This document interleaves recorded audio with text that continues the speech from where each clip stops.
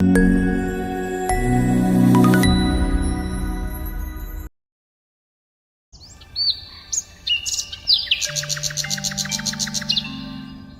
गांव में माधव नाम का एक व्यापारी रहता था। उसका एक बेटा था। बोला, माधव का आम बेचने का व्यापार था। माधव की सेहत कुछ ठीक नहीं रहती थी, इसीलिए वो आम शहर में बेचने नहीं जा पाता था। एक दिन माधव उदास बैठा था। बोला बाहर खेलकर आया तो उसने उसके पिता से पूछा, क्या बात है बापू, तुम कुछ उदास बैठे हो? क्या बताओ बेटा, ये आम लेकर शहर जाना चाहता हूँ, लेकिन बीमारी के कारण इतना कमजोर हो गया हूँ कि हिम्मत ही नहीं है कहीं जाने की। तो क्या हुआ बापू, मुझे बताओ, मैं इन्हें शहर में बेच आता हूँ। नहीं बेटा, तू अभी बहुत छोटा है और शहर में बहुत से ठग घूम रहे हैं। तेरे जैसे बच्चे को देखेंगे तो वो सारा माल और पैसा लूट लेंगे। बापू, मेरा केवल नाम बोला है, आप एक बार आजमा कर तो देखो। मैं ये सारे आम बेच ही दूंगा और आपसे अच्छे दामों में बेचूंगा।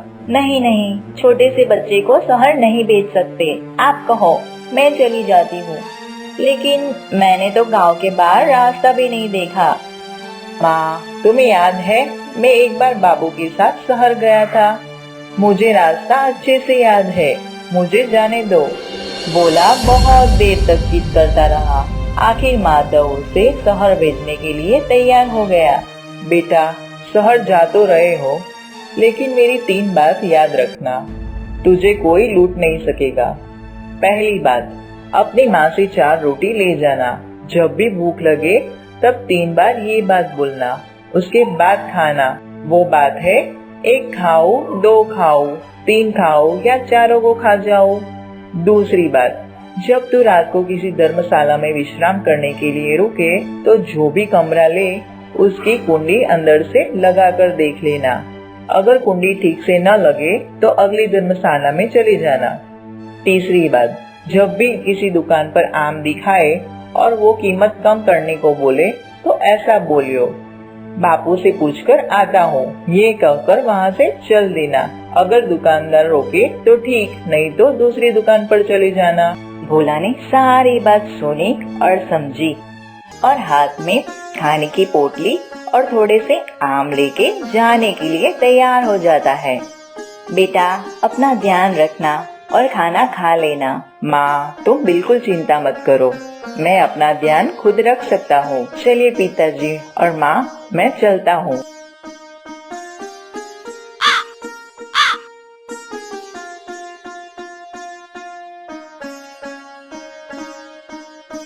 शहर पहुँचते पहुँचते उसे शाम हो जाती है। तभी उसके पीछे 4 बदमाश लग जाते हैं। भोला इस सबसे बेखबर एक अंधेरी गली से जाने लगता है। पहला बदमाश, ये मौका अच्छा है, इसे इस गली में पकड़कर लूट लेते हैं। जरूर इसकी पोटली में कीमती सामान होगा। तीनों उसकी हाँ में हाँ मिलाते हैं। वे धीरे धीरे भोला की ओर बढ़ने लगते हैं। इधर भोला को भूख लगती है।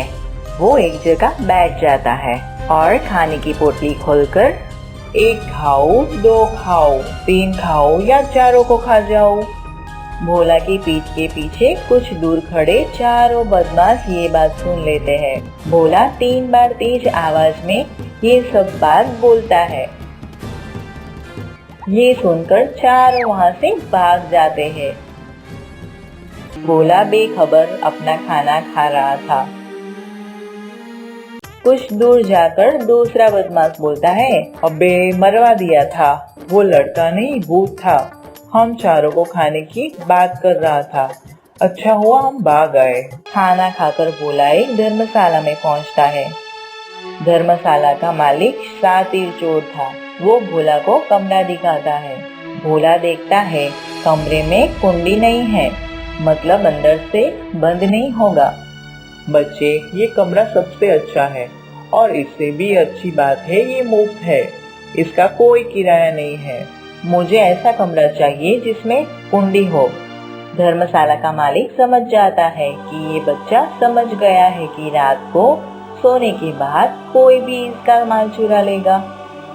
आगे बहुत सी धर्मशाला है, बहुत महंगी है, यहाँ मुफ्त में मिल रही है तो नखरे कर रहा है, चल भाग यहाँ से।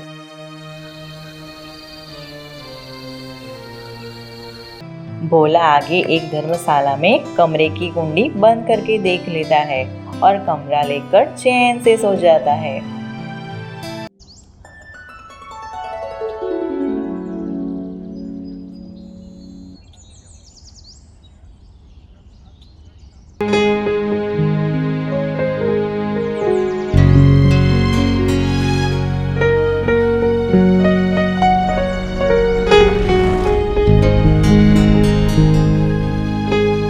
तुम्हारे आम अच्छे नहीं है, जितने पैसे तुम मांग रहे हो मैं तो उसके आधे ही दूंगा।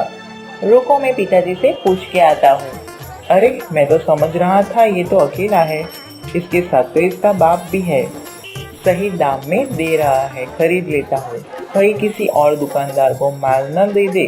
सुनो लड़के, सारे आम तोल दो और पैसे ले लो। भोला सारा माल बेचकर पैसे लेकर अपने घर आ जाता है।